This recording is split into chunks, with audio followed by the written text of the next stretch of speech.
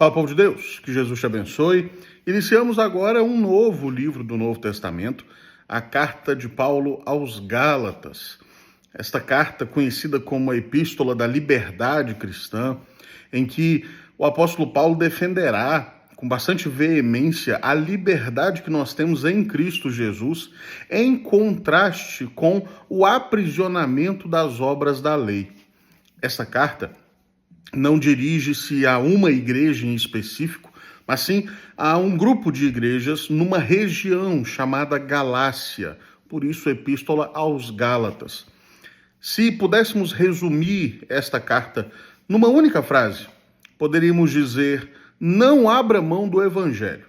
Afinal, esta carta é uma sólida exposição da preeminência do Evangelho.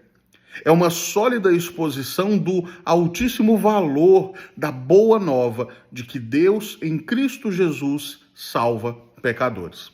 Possivelmente, esta carta foi uma das primeiras escritas pelo apóstolo Paulo. Entretanto, como veremos aqui no capítulo 1, ela traz um tom, neste capítulo, muito semelhante ao que vimos há pouco na segunda carta aos Coríntios, quando o apóstolo defende o seu ministério apostólico. Mas veja, na saudação já da carta, saudação esta extremamente rica, Paulo relembra um pouco o que é o Evangelho ao discorrer acerca da obra de Cristo Jesus, mostrando que Cristo se entregou pelos nossos pecados para nos desarraigar deste mundo perverso, segundo a vontade de Deus, de nosso Deus e Pai, a quem seja a glória pelos séculos dos séculos. Amém. Assim, logo de início, Paulo lembra o que Cristo fez por nós. Cristo se entregou a fim de que nos desarraigássemos, ou seja, que as nossas raízes fossem arrancadas deste mundo perverso, deste mundo mau, deste mundo de pecado, para que nós não mais fôssemos nutridos, porque afinal é pelas raízes que uma planta se nutre, para que não fôssemos mais nutridos por este mundo, por seus valores caídos, por seus desvios. E assim Paulo saúda aquela igreja, lembrando, claro, isso logo no início, de que ele é chamado por Deus para ser um apóstolo. Paulo entende claramente que a sua vocação não é fruto de autopromoção. Paulo entende claramente que seu chamado apostólico não foi porque ele quis ser apóstolo, mas porque Deus o quis, porque o Senhor o convocou, porque o Senhor o chamou. E ele parte deste pressuposto.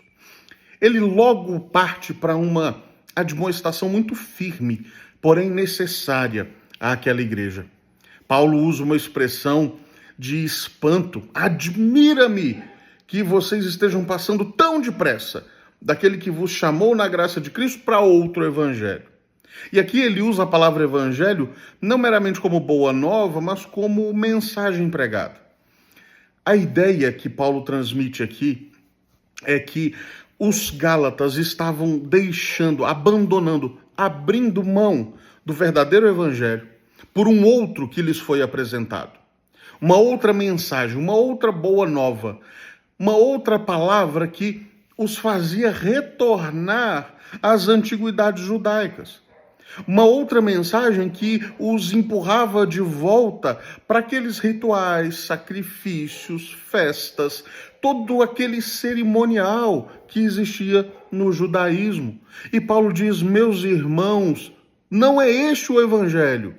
Não é esta a palavra que deve nortear vocês. Não é esta a palavra da vida a vocês. Não é este evangelho no qual vocês devem crer. E, na verdade, essa é talvez o versículo central do capítulo 1, verso 8.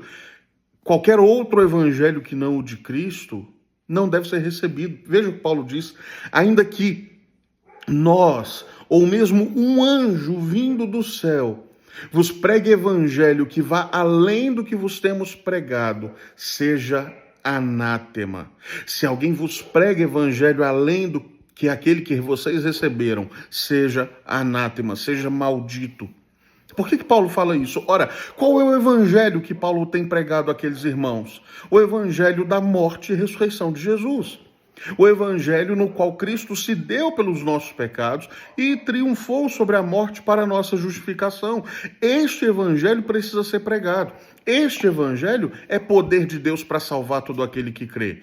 Mas se aparece um outro evangelho, uma outra mensagem dizendo algo como: não, creia em Jesus, vai lá, acredite, mas faça também isso. Faça aquilo outro. Some a sua fé, a sua crença, algum amuleto a mais. Abrace os rituais, porque somente crer em Cristo não será o bastante. Somente acreditar, confiar, depositar fé em Jesus não bastará para que você seja salvo. E Paulo diz: seja maldito aquele que apregou um evangelho assim. Seja maldito aquele que invalida a obra de Jesus. Seja maldito aquele que menospreza a obra do Cristo crucificado e ressuscitado dentre os mortos. A ênfase, portanto, de Paulo se dará a partir daqui. Paulo passa, da agora até o final do capítulo 1, a mostrar como ele foi chamado, como ele recebeu o evangelho, e há aqui uma consonância muito interessante com o que ele disse em 2 Coríntios 12.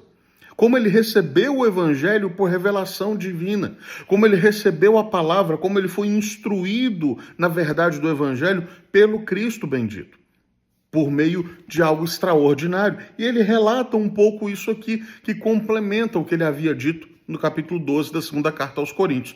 Mas olha que interessante, embora em nossas Bíblias a carta aos Gálatas suceda a segunda carta aos Coríntios, na ordem de escrita, a carta aos Gálatas veio primeiro. Ela foi escrita antes da segunda carta aos Coríntios, mas na ordem que temos no Novo Testamento, uma sucede à outra, e aqui vemos um coro interessante com o que havia sido dito na segunda carta aos Coríntios. Assim, o que vemos aqui é o apóstolo defendendo mais uma vez seu ministério e como este ministério está legitimado para pregar e proclamar a verdade do evangelho em Cristo Jesus.